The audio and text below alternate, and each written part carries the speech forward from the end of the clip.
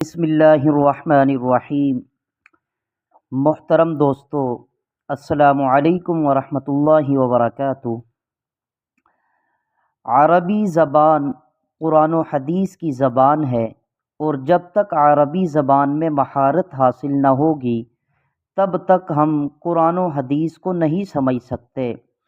اس لیے اگر ہمیں قرآن و حدیث اچھی طرح سمجھنا ہے تو عربی زبان کو اچھی طرح سمجھنا ہوگا، اس میں مہارت پیدا کرنی ہوگی۔ اب سوال یہ ہے کہ مہارت کیسے پیدا ہو؟ تو اس کا جواب یہ ہے کہ کسی بھی زبان میں مہارت حاصل کرنے کے لیے 3 چیزیں ضروری ہیں۔ نمبر 1 لکھنا، نمبر 2 پڑھنا، نمبر 3 بولنا۔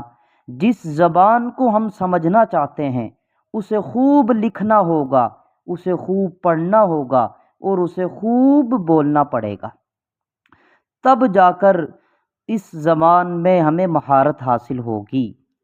اور دوسری بات یہ ہے کہ کسی بھی زبان کو سمجھنے کے لیے اس زبان کے الفاظ کا ذخیرہ ہونا چاہیے۔ ذخیرہ جتنا زیادہ ہوگا اتنا ہی اس زبان کو اچھی طرح پڑھ سکے گا، لکھ سکے گا اور بول بھی سکے گا۔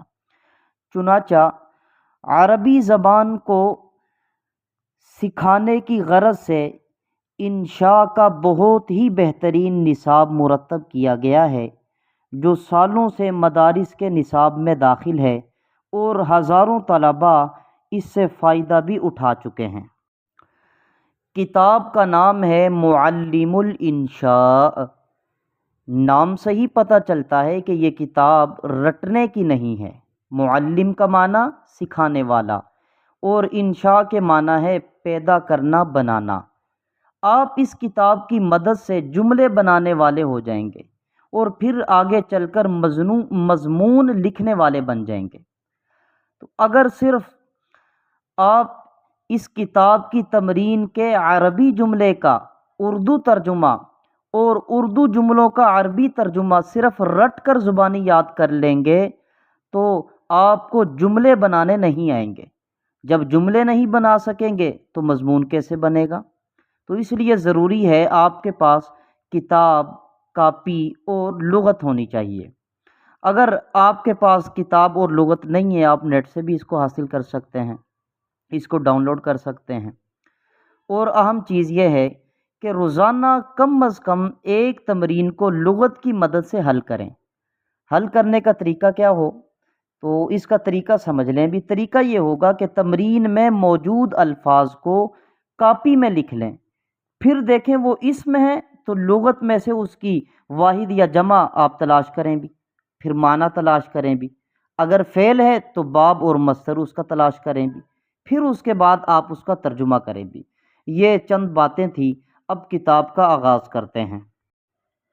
تو سب سے پہلا سبق ہے مفرد۔ مفرد کے معنی کیا ہے؟ تنہا ہونا۔ تو دیکھیں، آدمی جو بات اپنی زبان سے بولتا ہے اگر اس کو الگ الگ کر دیں تو ہر لفظ مفرد بن جائے گا۔ مثلا ذهب خالد الى المسجد، تو اب اس میں کتنے جملے ہیں؟ اس جملے کے اندر 4 الفاظ ہیں۔ ذهب خالد الى المسجد یہ ایک جملہ ہے، اس کے اندر 4 الفاظ ہیں۔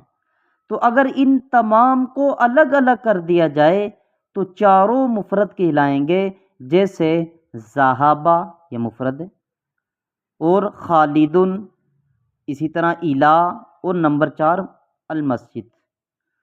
تو بہرحال مفرد کا دوسرا نام ہے کلمہ۔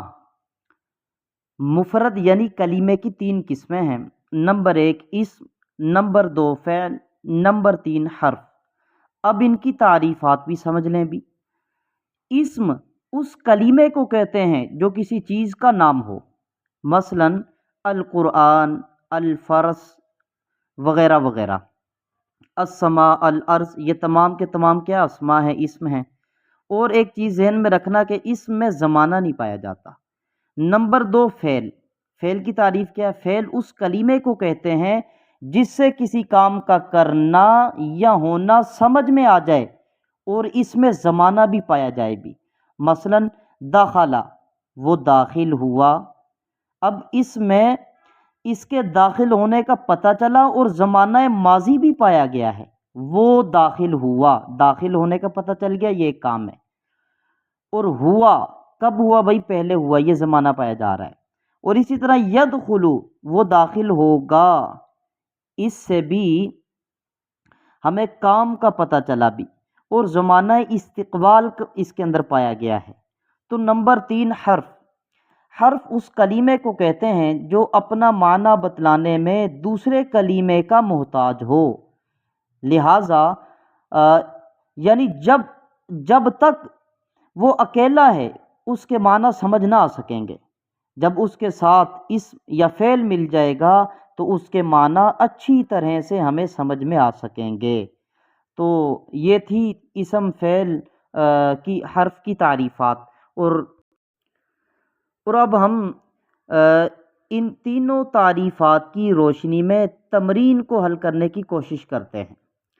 تو دیکھیں، سب سے پہلے ہم مفردات یعنی الفاظ کے معنی سمجھیں گے، اگرچہ یہاں جو تمرین کا اصل مقصد انہوں نے دیا ہوا ہے وہ اس فعل اور حرف کی پہچان ہے، یہی مقصود ہے۔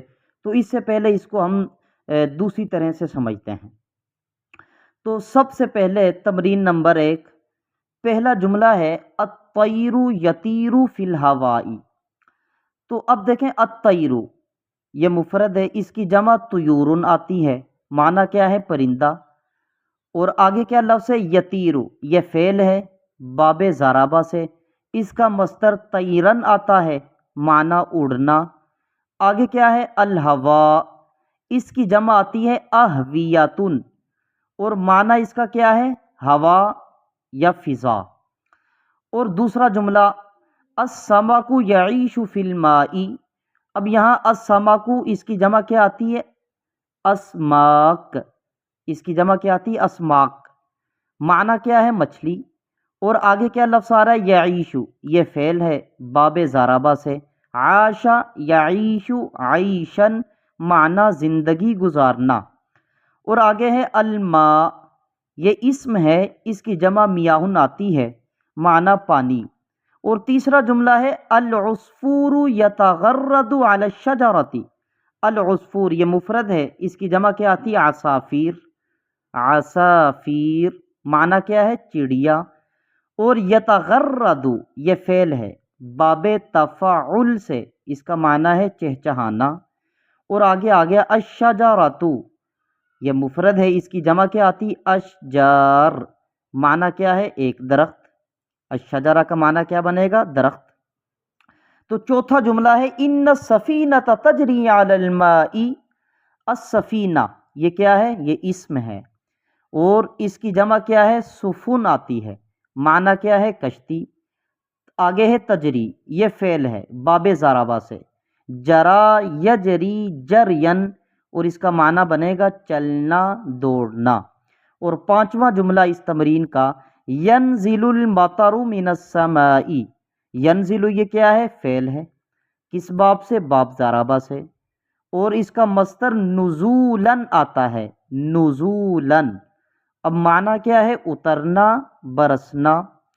آگے لفظ المطر، اس کی جمع امطار آتی ہے، معنی بارش۔ آگے ہے السماء، اس کی جمع کیا ہے؟ سماوات، معنی آسمان۔ اور چھٹا اس تمرین کا جملہ ہے سافر علی الی دہلی۔ سافر یہ کیا ہے؟ فعل ہے، باب مفاعلہ ہے، سافر یسافر مسافرتن، معنی کیا بنے گا؟ سفر کرنا۔ علی یہ نام ہے، اور دہلی بھی یہ جگہ کا نام ہے۔ اگلا جملہ ہے توضأت بالماء البارد۔ توضأت یہ فعل ہے باب تفاعل سے، ماضی کا صیغہ ہے، معنی کیا ہے؟ وضو کرنا۔ الماء یہ آگے، یہ پیچھے گزر گیا اس کا۔ تو آگے کیا؟ البارد، اس کا معنی کیا ہے؟ ٹھنڈا۔ اور آٹھواں جملہ ہے ست الطیور بالبندوقیۃ۔ یہ ست یہ فعل ہے باب ضربہ سے، صاد یصید صیدن، معنی شکار کرنا۔ آگے کیا ہے؟ بندوقیہ، اس کا معنی کیا ہے؟ بندوق ہی ہے۔ اور اس تمرین کا 9واں جملہ حفیظت تلمیذ الدرس، حفیظہ، یہ باب سمع کا ماضی کا صیغہ ہے۔ حفیظہ یحفظ حفظاً، معنی یاد کرنا۔ آگے کیا ہے؟ التلمیذ، اس کی جمع ہے تلامیذ، معنی طالب علم۔ آگے الدرس، اس کی جمع کیا آئے گی؟ دروس، معنی اسباق، سبق۔ اور 10واں اور آخری جملہ اس تمرین کا ان اللہ علی کل شیء قدیر۔